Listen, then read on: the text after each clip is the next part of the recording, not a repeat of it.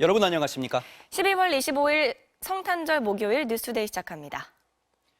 지난해 12월 4일 새벽 계엄 실패 직후 수습 방안을 짠 인물은 민간인 신분으로 아무 직책도 없던 노상원 전 정보사령관이었습니다. 노 전 사령관은 머릿속으로만 생각한 거라고 주장했지만 이 계획은 이후 실제 벌어진 일과 매우 흡사했습니다. 구승은 기자입니다. 국회에서 비상계엄이 해제된 지난해 12월 4일 새벽, 김용현 당시 국방부 장관이 민간인이던 노상원 전 정보사령관에게 여러 차례 전화를 걸었습니다. 망했다. 애들 다 철수시켰다. 다 내 탓이라며 수습 방안을 세워 대응해 나가야겠다고 말했습니다. 이 이야기를 들은 노 전 사령관이 자신이 세웠다고 경찰에서 진술한 수습 방안은 3단계. 탄핵 소추안 통과를 막기 위해 윤석열 전 대통령이 대국민 기자회견을 하고 이탈표가 나오지 않도록 한동훈 전 국민의힘 대표를 불러 표단속을 한 뒤 마지막으로는 1심 재판 후 김 전 장관이 항소를 포기해 형이 확정되면 윤 전 대통령이 사면권을 행사한다는 내용이었습니다. 노 전 사령관은 다만 자신의 머릿속에만 있던 계획이라고 진술했습니다. 그렇지만 이 머릿속 계획과 실제 벌어진 일은 놀랍도록 비슷했습니다. 국회에서 탄핵 소추안이 발의되자 윤 전 대통령은 한 전 대표 등을 대통령실로 불렀습니다. 나중에 찬성으로 선회하긴 했지만 당시만 해도 한 전 대표는 국민과 지지자들의 피해를 막겠다며 탄핵안 통과 반대 입장을 밝혔습니다. 이번 탄핵은 준비 없는 혼란으로 인한 국민과 지지자들의 피해를 막기 위해서 통과되지 않도록 노력하겠습니다. 윤 전 대통령 대국민 담화도 발표됐습니다. 매우 송구스럽게 생각하며 많이 놀라셨을 국민 여러분께 진심으로 사과드립니다.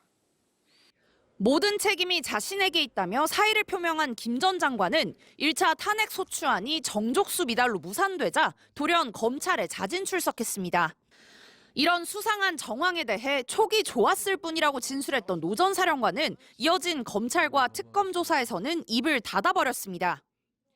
수사를 마무리한 내란 특검의 백서에 이 같은 내용이 담길 예정인데 김 전 장관과의 계엄 사전 모의 계획이 적힌 것으로 보이는 노 전 사령관 수첩 수사는 국방부 특별수사본부가 이어갈 예정입니다. MBC 뉴스 구승입니다. 성탄절인 오늘 아침 전국 대부분 지역에 강추위가 이어지겠습니다. 일부 지역에서는 화이트 크리스마스를 기대해 볼 수도 있겠는데요. 자세한 날씨 기상센터 연결해서 알아보겠습니다. 김가영 캐스터 전해주시죠. 네, 성탄절 찬바람이 갈수록 강해지고 있습니다. 추위 대비 단단히 하셔야겠습니다. 현재 서울 기온 영하 3도에 체감온도는 영하 7도까지 뚝 떨어졌고요.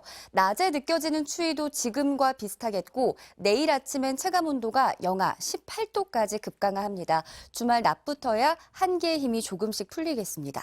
강풍주의보는 해안가를 따라서 갈수록 확대 발령되고 있고요. 내일까지 순간 최대 시속 70km의 돌풍이 예상돼 주의하셔야겠습니다. 오후부터는 서쪽 지역에 본격 눈이 쏟아지겠는데요. 호남 서해안에 최대 10cm 이상, 제주 산지 15cm 이상, 울릉도 독도에는 10에서 30cm의 폭설이 예상됩니다. 밤 사이에 가장 강한 눈이 집중되겠습니다. 서울 지방은 오늘 맑겠는데요. 현재 기온 영하 3도, 대전 영하 2.4도에 실제 추위는 더 심합니다. 한낮에도 서울이 영하 1도, 전주가 3도 선에 그치겠습니다. 주말에는 수도권 등 중부 곳곳에 눈이 예보됐습니다. 지금까지 기상센터였습니다. 6천 명 가까운 피해자가 발생한 가습기 살균제 사건을 정부가 사회적 참사로 규정하기로 했습니다. 이에 따라 피해 구제 절차 역시 국가 책임에 기반한 배상 체계로 전환했습니다. 김정우 기자입니다. 지난 2011년 질병관리본부가 신종 폐질환의 원인으로 처음 가습기 살균제를 지목했습니다. 14년이 지났지만 여전히 피해를 주장하는 사람은 8천여 명, 국가가 인정한 피해자만 6천 명에 육박하면서 최악의 참사 중 하나로 기록됐습니다. 지난해 참사에 대한 국가 책임을 인정한 대법원 판결에 따라 정부가 가습기 살균제 피해를 사회적 참사라고 공식 규정했습니다. 정부는 참사의 공동 책임자로서 더 늦기 전에 그 책임을 무겁게 이행하고자 합니다. 가습기 살균제 피해 구제법의 전면 개정을 통해서 이 사건을 사회적 참사로 명확히 규정하고 지난주 기후에너지 환경부 업무보고 당시 가습기 살균제 문제를 살폈던 이재명 대통령도 피해자 종합지원 대책을 세워 국가가 피해를 온전히 배상하겠다며 정부의 방침에 힘을 실었습니다. 가습기 살균제 이거 참 계속 문제인데 이게 지금 재발 방지를 위한 시스템은 만들어 가나요? 예를 들면 유해 물질에 대해서 좀 더 정밀하게 사전 통제를 해야 될 거 아닙니까?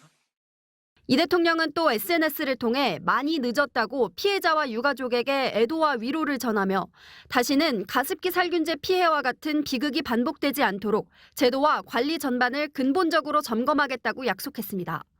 정부 결정에 따라 피해 구제는 국가 책임에 기반한 배상 체계로 바뀝니다. 우선 환경부에 있는 피해구제위원회를 국무총리 소속 배상심의위원회로 개편하고 내년 100억 원을 시작으로 정부 출연을 재개하기로 했습니다. 피해가 발생한 날부터 30년이 지나면 손해배상을 청구할 수 없도록 한 장기 소멸시효는 아예 폐지합니다.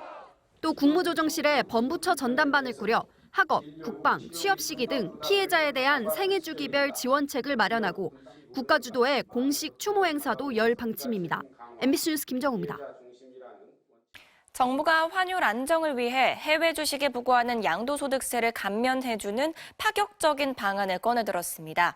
해외 주식을 팔고 국내 증시에 투자하면 세금을 깎아주겠다는 건데요. 국내 복귀가 빠를수록 감면 혜택도 커집니다. 남효정 기자입니다. 국내 증시로 복귀하는 서학개미에게 비과세 혜택을 준다는 소식에 증권가는 종일 술렁였습니다.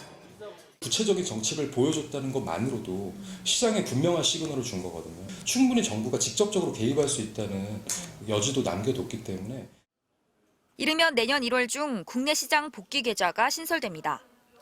12월 23일을 기준으로 보유하고 있던 해외 주식을 팔고 원화로 환전한 뒤 이 계좌에 넣어 국내 주식이나 펀드에 1년 이상 투자하면 양도소득세를 면제받게 됩니다.